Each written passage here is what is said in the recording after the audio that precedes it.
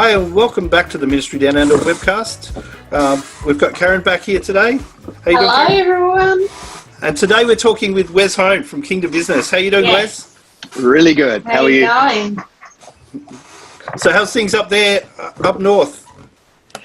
Yeah, we're having a good time. Obviously, we work with about 250 business owners at any one time. Wow. So, as you can imagine, the fallout is huge. Both those people that are booming right now and those people that are suffering. Yep. Yeah. And so we're just hand holding them through this time.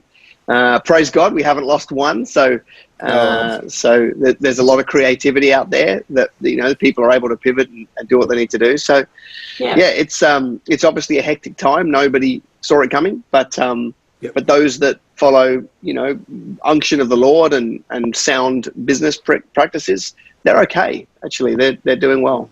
Yeah. So what is Kingdom Business, Wez? Can you give us a bit of a overall picture of it? Yeah, I mean, I've done business coaching since 2006. All right, so what's it, 14 years, and 10,000 sessions with people and all this stuff, and all that really means is I kind of learned what works and what doesn't. And the typical way the world does business is the opposite, actually, to the way God wants it done. Most of the business that you ever see done, or if you read the newspaper or watch the headlines, it's a self-centered, self-interest, cross any moral boundary to get a shareholder return type world. And it's not what God wants. God laid out a plan for us, and it was that we prefer others over ourselves and we walk the extra mile. And so Kingdom Business in a nutshell is when we take our business and we basically lay it on the altar, although we don't physically because there isn't one, but we basically lay our business on the altar and we say, my business, I'm going to collaborate with you, God, but it is a resource to help the kingdom advance.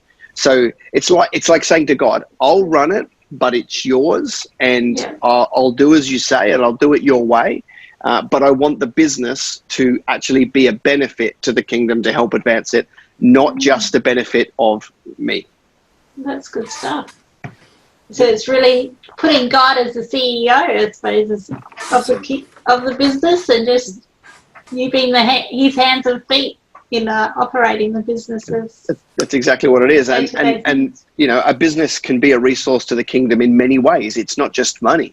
I mean, just by default, by being in business, the roller coaster is so hard that you've got to lean into God. That's a good thing, to have that level of relationship. Of course, when you employ people, then you can be a witness to them, right? So that's a good thing. When you pay taxes, you're being good to your community anyway. So there's plenty of reasons why business is inherently good.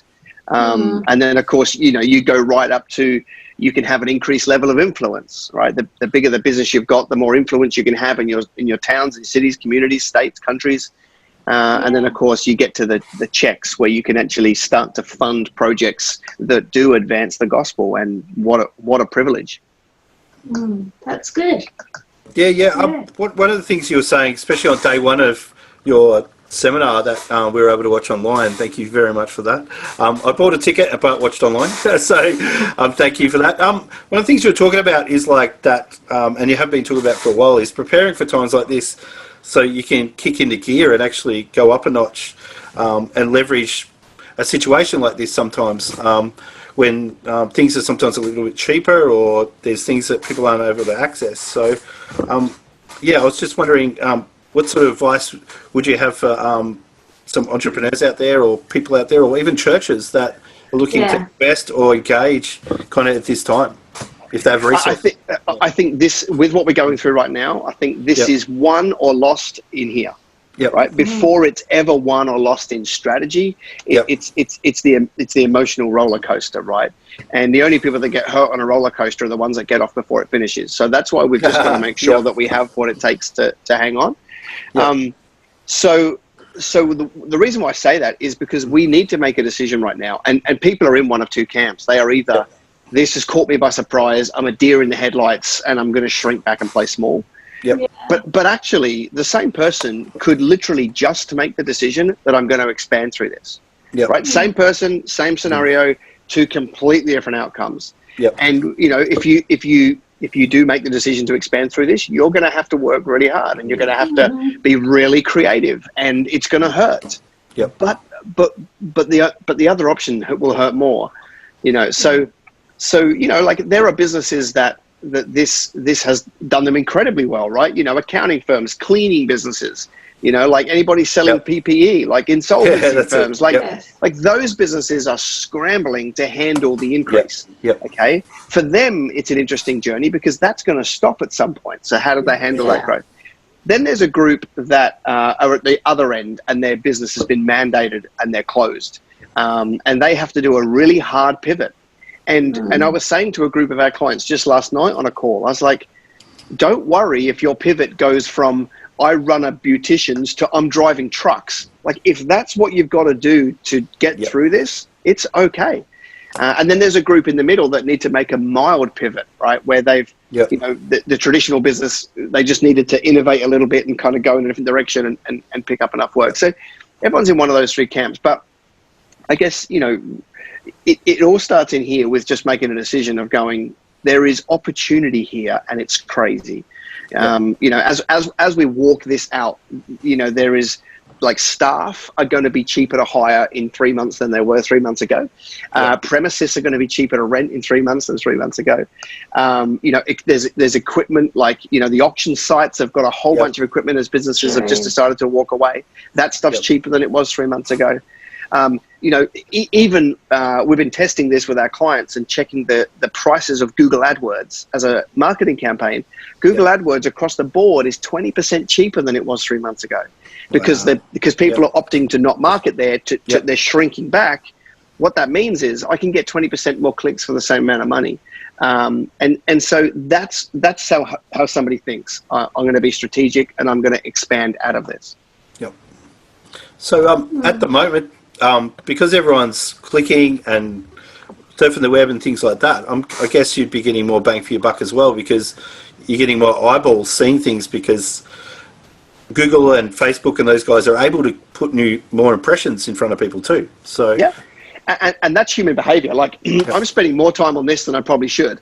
You know, like as I'm sitting around with, I'm using this time to spend a bit more time at home because, you know, I've got young kids and what better excuse, right? But my screen time is up for sure. You know, I'm looking at this thing going, what do I need to buy right now? I think I need a ski boat. I think I was gonna buy one anyway. And now would be a good time to buy a ski boat because it's going to be a bit cheaper. So I mean, I'm looking at stuff on here. I'm thinking about buying an aeroplane right now for the ministry. So now's a great time to buy an airplane because someone needs to get rid of it. So that's it. So I'm doing more searching, more looking around, more clicking, and so's everybody.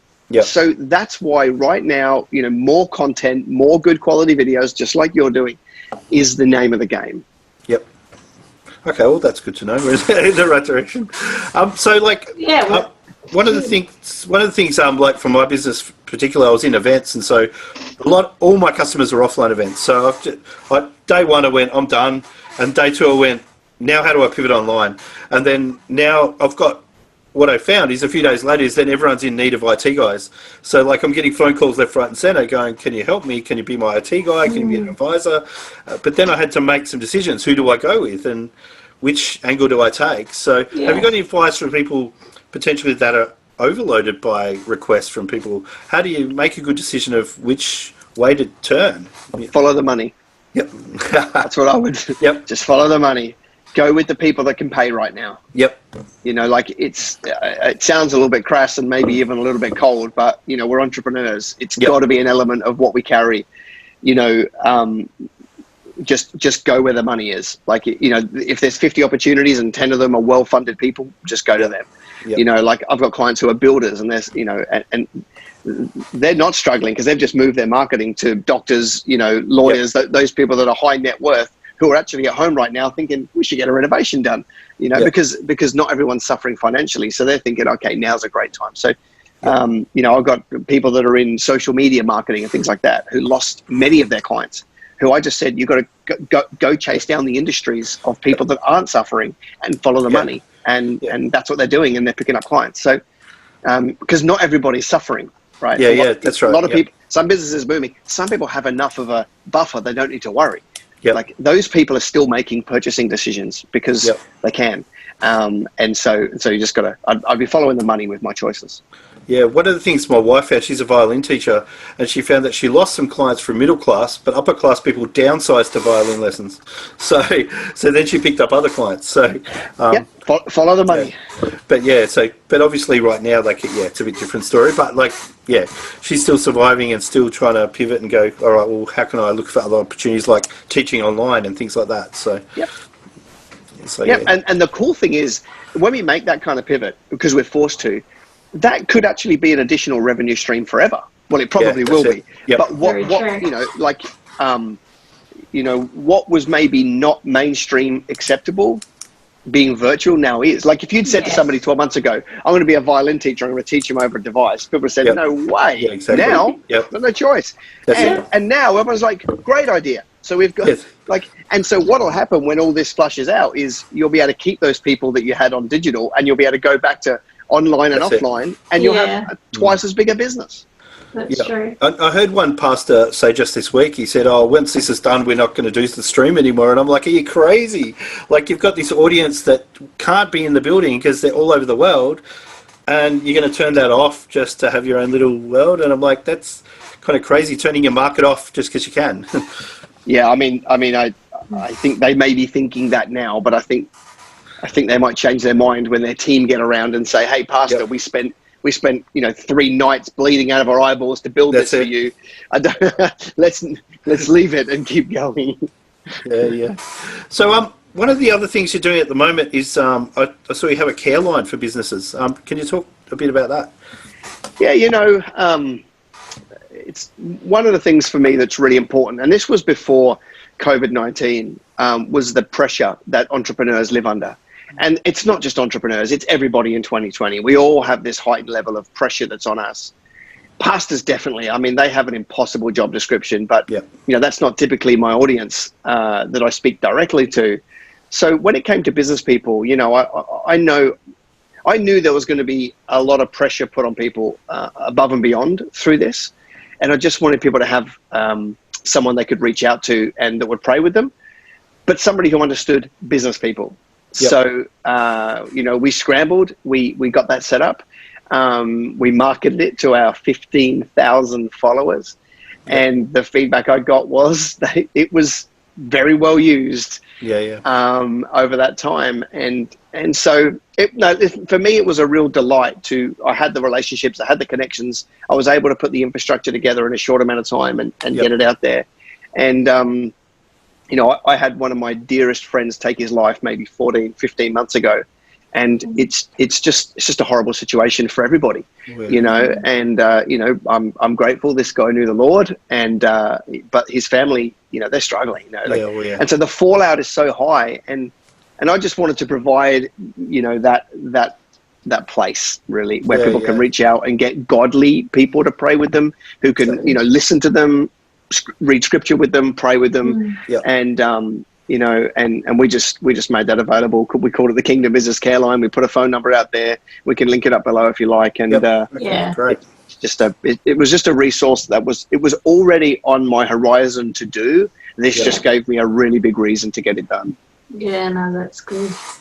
Oh, that's fantastic. I actually sat back and went, well, I think I'm okay, so I won't ring, because I've had quite a few opportunities. And one of the things I've found is people want to partner up a lot more at the moment, because they're seeing, they've lowered their eyes and gone, there's all these people around me that are very talented. Why don't we just team up and do some things together? Yes. So have you seen a bit of that? Totally. You guys reached out to me and said you want to do a call. I think I had 4 yesterday of these people who are like, can we get together and do something? And and I'm like, yeah, let's work it out. I don't have to travel anymore, right? I've got this month though. I think I was supposed to be going to New Zealand today, right, for Life Conference, which is a big conference in Auckland. Couldn't go to that. There's all these things that I find myself with the luxury of being able to be still a little bit more than I have been for the last few years. And so I've got that discretionary time to do these things. I'm seeing one of the beautiful things for me is I'm having a lot of pastors reach out to me. I put the call out maybe 2 weeks ago, and I said, hey, pastors, because I understand they've got an impossible job description and they can't be all things to all people. I said, if you've got business people and you just want me to kind of dial in and bring some wisdom and calm and counsel to how to navigate this, then I'm happy to. So we've had a bit of that, which has been great, like working together in that way. And that's a real delight for me to be able to kind of help a pastor navigate this with a group of people that maybe they don't fully understand, but I can be that intermediary, which is nice. So yeah, I'm seeing a lot of people work together. And ironically, we have a lot of people reaching out for business coaching. So, That's good. So now's the time to do it. Well, and we pivoted. We have typically run a program for 5 years where we put people in a room and fly them all across Australia into cities and train them. And so, but God's good, because he actually showed me an online program in December that I needed to create before anyone knew what a coronavirus was. Yeah. And so I already had the blueprint and I had set the team up. I'd set the team up that we would build Kingdom Business University between July and December this year. Wow. Well, instead of taking 6 months, we did it in 6 days and we rolled it out. And so that's, God was already leading us in that way anyway, going before us. So a lot of pivoting, a lot of collaborating, a lot of people want to work together. And I love it. Like, well, we wouldn't have had this chat, and so, I love that. That's it. Yeah. And I mean, I even said to Karen, I said, let's just grab people, because lots of people like yourself, like, just trying to book someone like Wez is just impossible, like, because you just got your diary full for months usually. Yeah, that's and right. Like right now everyone's diary's just been scratched out and start again, So it's just like, let's see if we can weave in between the gaps of what's getting filled up again. And I think we have to notice that is a blessing, actually, that we do have a diary that got thrown out the window. We do have those little bits of time. Like, what day was it? I think it was Tuesday. I went home at 3:00 and was swimming with the kids by 4. Nice. It's just, that's a beautiful upside to what we're going through. Yeah, exactly. And I think the other thing is, like, at the moment, because in Victoria we're back in school, so we've just gone back this week, and so we've been handed the curriculum that the teachers normally teach, and I'm reading these teaching notes just going, oh my goodness, I'm not a teacher. That's not my gifting. I'm gifted in several other areas, but teaching's not one of them generally.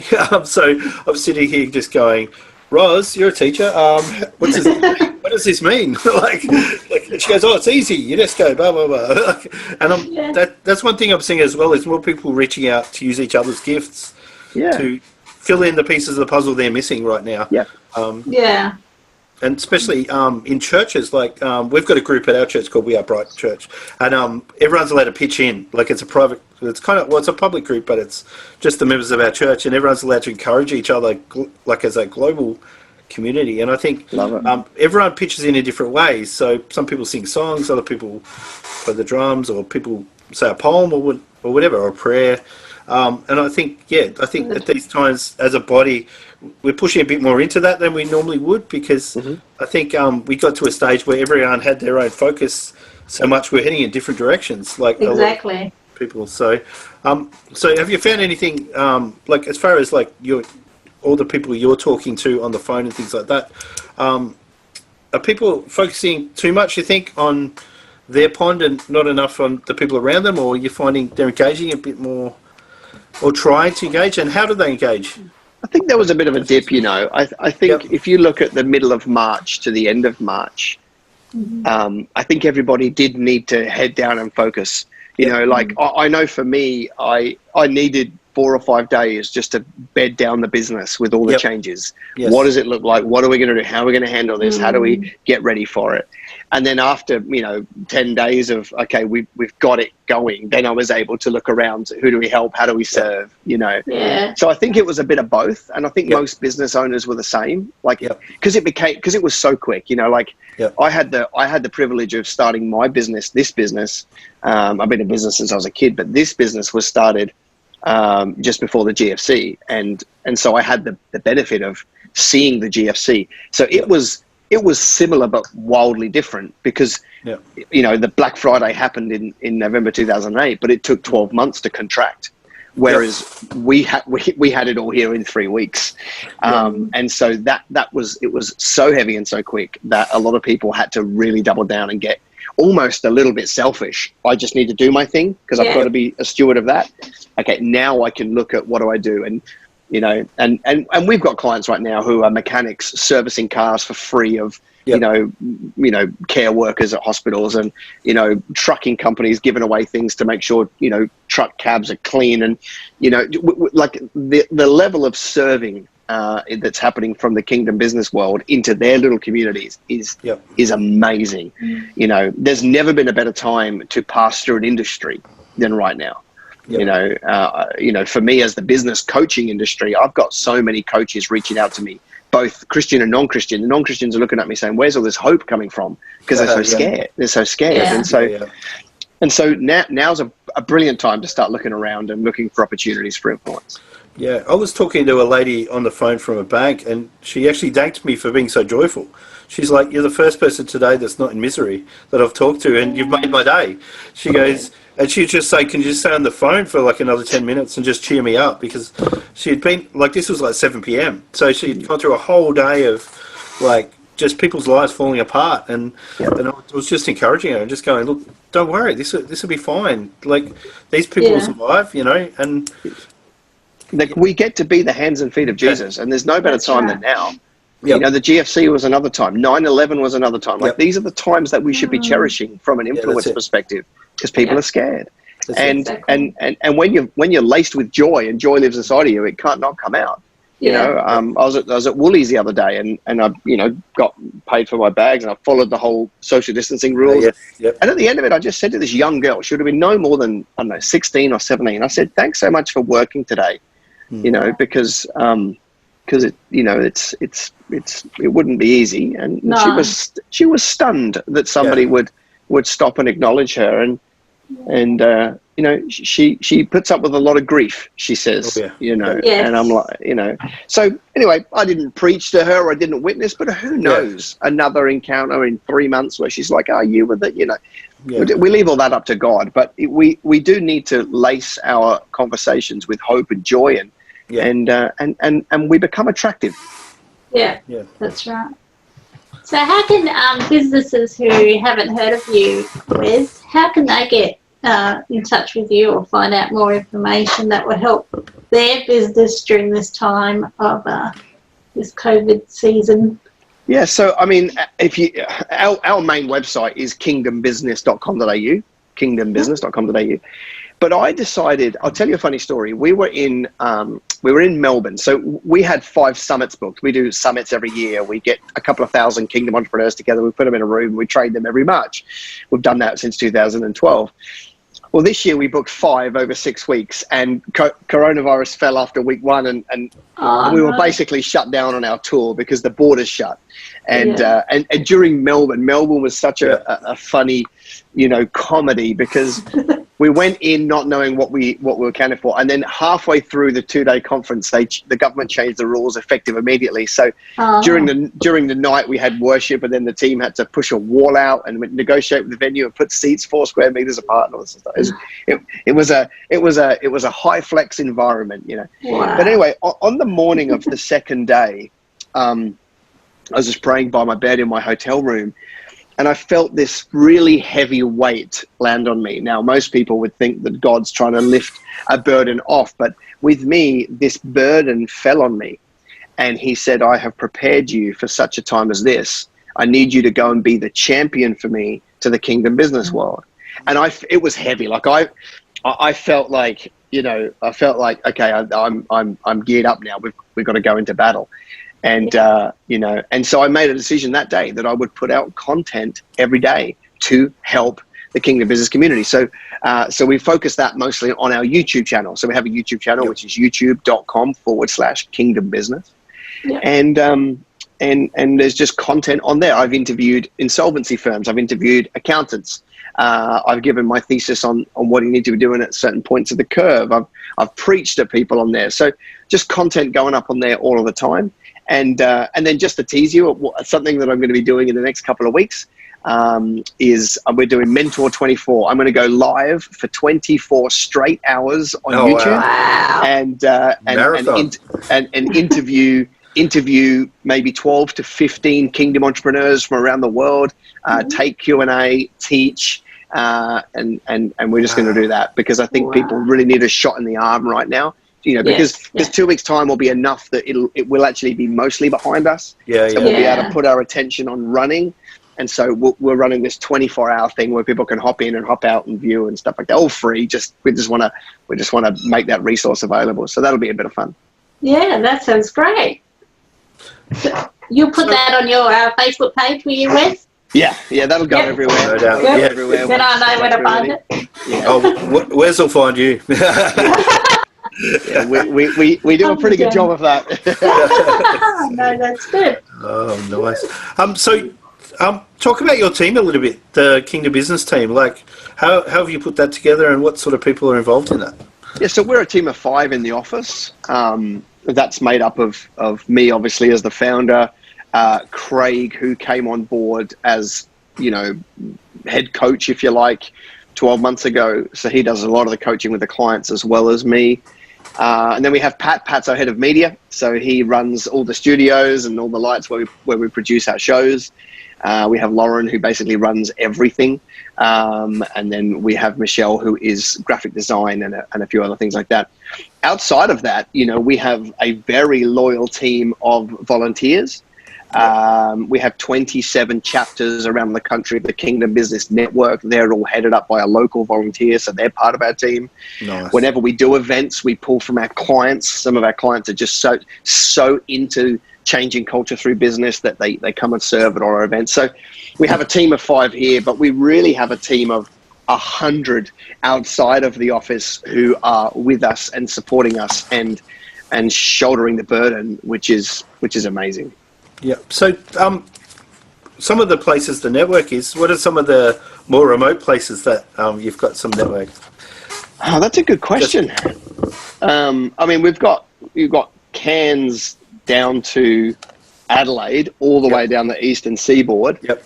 We got Dubbo, which is somewhat remote. It's certainly not the middle of Australia. Yeah, yep. Like Bendigo or something like that? Or? Yeah, Bendigo's about to launch.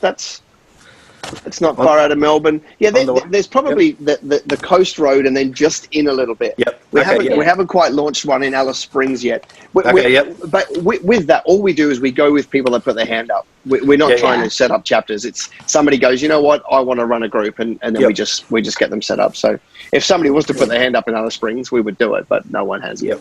Yep. So anyone who wanted to get involved in that network, that's just off the Kingdom Business site? That's right, yep. Cool, nice one. And you can also sign up for Wez's newsletters and things like that on the site as well. And all the links off to the YouTube. I highly recommend the YouTube, actually. I started watching it well before I actually joined Wez's program last year. And I actually ended up downloading them because I was going away, and I downloaded a whole heap and stuck away and just binge watched them. But amazing. Yeah, I'd highly encourage anyone to just tune into that and tune in live if you can too, because quite often you can ask questions and get and we got the 24-hour live coming up. So that's right. That'll be fun. So what's probably maybe the 2 most asked questions right now by people? Yeah, that's a good question. I think the number one question I get asked is my opinion on how this plays out, which is a hard one because I've got, I mean, who knows really? Yeah. All I'm looking at is I'm comparing us to 2008, looking at the economy, recovery. There's obviously a lot more money being pumped into the government this time than there was in 2008. The liquidity in the market is still here now, which it wasn't in 2008. So different, but same. So I get asked about that, and my standard response is, I'm the eternal optimist. I always tell people it's going to be sooner, because I want them to get ready. Because whether I'm right or wrong, the answer needs to be, you need to grow through this and get ready. That's it. So I would rather call it earlier and be wrong and have people prepared for the turn than call it later and get caught and have missed it. So that's kind of how it goes in my mind. So Yep. That would be the number one question. And the second one is, is around the Christian faith. Like, how do we use this? How do we use this for good? And my standard reaction is just put out content. People will find you. You put out content that's laced with hope and joy and love and faith and kindness, and people will find you right now. You don't need to go and orchestrate witnessing to people. They just, you will stand out like a sore thumb if your words and actions are laced with those values. So one of the things that you talk about in a lot of your seminars or on your YouTube channel is like getting on video and just making a video with your phone and just going for it. So what advice would you give to people like in that direction? Like, yeah. So I mean, my reason for saying it is, if you think about brands, right? Brands are the things that stand the test of time. Like, when was the last time Nike called you to say, do you want some shoes, right? They didn't. No. When did Macca's ring you and say you're looking for a burger? They didn't. They are brands that people associate with, and they just want to go and buy their products, okay? Yep. For Nike to get that top-of-mind brand recognition cost them billions and billions of dollars, right, since the 60s. If you take the car world, Volvo spent billions trying to be the safe car brand, okay? So they own, basically those brands have been able to own a piece of the real estate of the mind of the masses that say, if I want this, I go there. So that's what big business have been doing forever. Take that to, a hairdressing salon in Dubbo. Yep. It's the same concept, and that's what content now allows us to do. We can film something, right? And we can put that out on social media, on 7 different platforms, and we can start to be that top of mind company, that top of mind brand, that top of mind message, so that when somebody thinks, oh, I need, who is a hairdressing salon in Dubbo, they think of yours. Yep. And you can do that now easier and cheaper than any other time in history. Yep. So yes, you need some polished content, but you can just get away with a smartphone, some earpods, and a $9 tripod that you stick your phone on. It can be like that now. And a virtual background. Because of the blessing of 2020. Yeah. Like, and the way I would look at it is, if we're not producing video in 2020, then we're not using the tools available in the year that God called us to be a business owner in. Yeah. Right? He called me for this time. He could have given me 1960. He could have given me, whatever, 1903, but he didn't. He gave me 2020. And so I've got to use the tools available in the time I'm in. Yep. Okay, cool. So if people are looking to reach out and connect with you and your programs, what programs are you offering at the moment other than the 24-hour? Yeah. So we've got KBU, Kingdom Business U. And that's, we do an intake every couple of weeks at the moment. And so there's one coming up, and there'll be one down the line. That's a hand-holdy 12-month get in there and teach you everything you need to know about business type thing. Yep. That's really the entry point, because all the other programs that we run are for people that have been with us year 2, year 3, year 4, and our large businesses. So you kind of have to have come through KBU to go onto those. Yep. But there's a whole bunch of free stuff on our sites, right? Okay. Yep. A whole bunch of free stuff on there that people can start to use and engage and so forth. And if you want to reach out to me personally, I'm really easy to find on social media. Oh yeah. Just go to Facebook and look at Business Greenhouse or Kingdom Business or Wez Hone, W-E-Z, Wez Hone, and I'm the one that writes the replies. I get them, I write back to them. I'm active on there. So I love to connect with new people. So if you're watching this and you're like, oh, I want to reach out to this guy, you're welcome. I'd love to talk to you. Cool. So that course, one of the things I did when I started my business was a small business management course. Is that that hand-holding course a bit like that in a way, but a bit more tuned to your situation? Yeah. So what we do there is we put people in small cohorts. Okay. Right. So small groups of 12, and they can start at different points depending on what they need. And then basically, every fortnight, there's something every week for them. So every fortnight they jump on and we'll teach a practical tip, and then they've got 2 weeks to go and execute it. And then we come back and we get another, could be a marketing strategy, and in fine detail. So you don't have any questions, go away and execute it. We come back and we check it got done. then we teach you something else. And you go away for 2 weeks, you go and implement it, you come back, we check it got implemented, and we go through like that, right? So that's very hand-holding. It's sales, it's marketing, it's recruiting, it's systemizing, it's everything you need over 1 year. So what point would your business or your idea need to be at to take advantage of that to the fullest? In business is better, because then we've actually got something we can grow. Even if it's brand new in business, then we've actually got a product or a service that we can grow. We do actually have some people that are like right on the early stages of, I'm launching this in 2 months. That's fine. But if somebody was to say to me, I'm not launching my business for 6 months, we're probably not the best people to help. So what do you think is the difference between a good idea that's like a home business and something that you should really throw all your weight behind? I think you should throw your weight behind everything. That's my disposition is bigger is better. Okay. Now I know some people would say to me, well, I don't want a big business for whatever reason. They might have a partner that makes lots of money or whatever reason. But I still think to myself that the riskiest businesses are the smallest ones, and they're the ones that get gobbled up by world events or competitors or the market or something. So I'm just always a fan of going bigger. Going bigger does not mean you have to be a slave to it. Richard Branson doesn't check everybody in at the Virgin desk. You can build a big business and get out of it. You got to work hard for a season, but you can build a bigger business and not be a slave to the company. Okay. All right, so we're starting a business, we're looking for resources. What are some of the good resources that you've come across, like as far as that you've been advising people to jump on hold and grab hold of?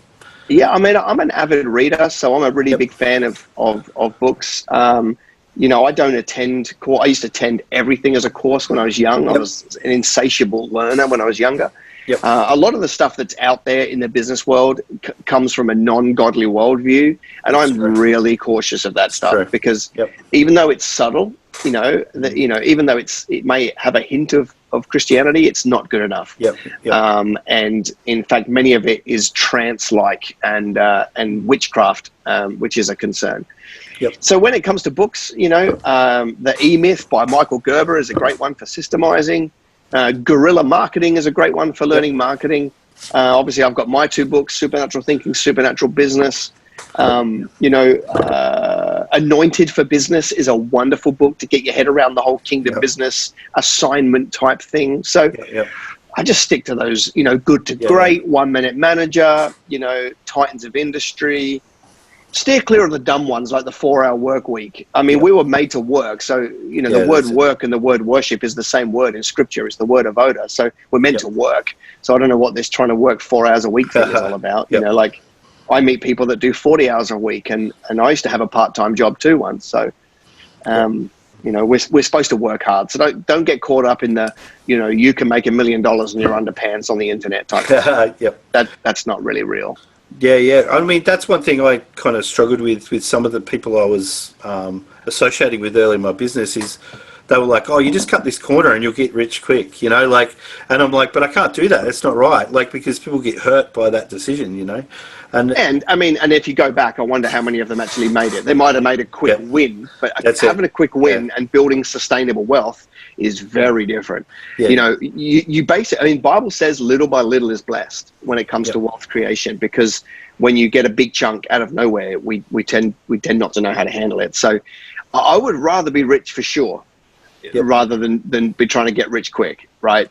So for me, it's building businesses and building real estate. That's my thing. Real estate is the slowest, non-sexiest form of wealth creation there is, but it's the surest. And so that's just the way I look at it. I've got a whole life yielded to Christ. I don't need to become a hero overnight. And the average person, like even for myself and Karen, like Karen's in Bordertown, South Australia. So would you have any advice for someone, say, who's in a regional area and just trying to get out of that regional area at this time when they're locked down, to get more? Well, if you go online, you're no longer geographically limited, right? All you need now is Calendly and a PayPal link, and you can be a consultant. But how do you cut through that noise of everyone else? Like, just say, I don't know, you're an accountant or you're something else that's you could call commodity almost. Like, it's kind of like it all comes down to your value proposition and your message. if you've got something unique to the market and you've got something that serves people well and you can give that enough of a push, it will get cut through. What doesn't get cut through is when your message is the same as everybody else's. If you're plus 5 minus percent, like it just doesn't work, right? Yep. But if you've got a fresh message and you've got something that actually matters, you can push that out and it will cut through. You know. Okay. So what would be one example, like in accounting? Like, I'm not an accountant, but just say there's an accountant out there that's got 3 clients. They're in the middle of nowhere. How could they get an edge? Because, I mean, my view of some accountants is they're not as creative as some of us. So how would they get that creativity? Do they grab someone, find someone locally that's creative to help them, or maybe they do have to find somebody local that can help them with the creativity. But basically, the question is, what makes me unique? Yep. Right. You got, as an accountant, I've got to sit there and go, there's 1,000 accountants in Australia. What makes me unique? And then massage that message to something that's commercial. Right. Okay. So for me, I might go, okay, I might do a video that says, hey, I'm an accountant like everybody else, but I'm not bothered with compliance. Compliance is a given. We'll do your books. Here's what makes me unique. Yep. I look at my clients' profit and loss every single month, and I spend 5 to 7 minutes looking at every client, unbillable time, and I find an issue or a potential issue in their business, and I call them and I say, hey, you need to go and check this out. And I do that because I want to be the advisor that has their back. Yep. You do that video as an accountant, push that out. You all of a sudden you got a stream of clients because no accountant's doing that, and it doesn't fit their model because they'd be like, how do I do non-billable 6-minute units? But you know, that you just got to get a message that people would really want that you can deliver on, and then push that through. Okay, fantastic. And I guess if they need more training and things like that, they can come see you or read some books and do just There's plenty of info out there. Yeah, that's it. So anyway, I'd just like to thank you for your time and for everything you're doing for Christian ministry in Australia, like in the business sphere. I know I've personally benefited from a lot of your advice, so and slowly putting that into, probably slower than I wanted to, putting it into practice. So yeah, thank you for that. And I look forward to seeing a lot more of you out there as you kind of grow this and really impact like Australia in the ways that you said you would, and you've grown into that. That's one thing I really respect about you is like what you say you do, you know, like, and you've really achieved some great stuff. So thank you so much for that. Mate, the pleasure's mine. It's a joy to hang out with you and with Karen, and what you're doing here is wonderful. So just, I pray God's biggest blessing on it. Yep. Thank you very much. And Karen's her internet's dropped out, so unfortunately we lost her. So just one last time, your website for Kingdom Business? Kingdombusiness.com.au, and the YouTube is youtube.com/Kingdom Business. Okay, fantastic. Thanks, Wez.